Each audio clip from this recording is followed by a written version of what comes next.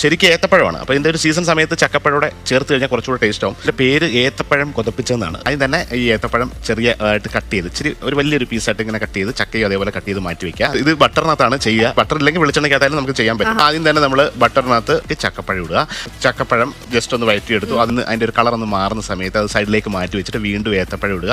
അത് രണ്ടും കൂടെ ഒരു 2 മിനിറ്റ്സ് വീണ്ടും ഒന്ന് നന്നായിട്ടൊന്ന് ബട്ടറിനകത്ത് വഴറ്റിയെടുത്ത് സൈഡിലേക്ക് മാറ്റി വീണ്ടും ഒരല്പം ബട്ടറിനകത്ത് ഈ പഞ്ചസാര, ഇതൊക്കെ ഒരു ഷെഫിന്റെ രീതിയിൽ നമ്മൾ ഇച്ചിരി ഒന്ന് ഡെവലപ്പ് ചെയ്താണ്. ഇതൊന്നും സാധാരണ വീടുകളിൽ ഇങ്ങനെ ചെയ്യത്തില്ല. കയറ്റി എടുത്തിട്ട് പാലൊഴിച്ച് സ്റ്റൂ ഉണ്ടാക്കുന്ന പോലെയാണ്. ഷുഗർ നല്ലപോലെ ഒന്ന് മെൽറ്റായിട്ട് വരുന്നുണ്ട്. മെൽറ്റായിട്ട് ഇതിനകത്ത് കാരമലൈസ് ചെയ്ത് നന്നായിട്ട് റെഡിയാക്കി എടുക്കുകയാണ്. അതിപ്പോൾ ഒരു സ്മെല്ല് വരുന്നില്ലേ, ലേശം ഏലക്ക പൊടി കൂടി ബട്ടറിനകത്ത് ഇടുകയാണ്.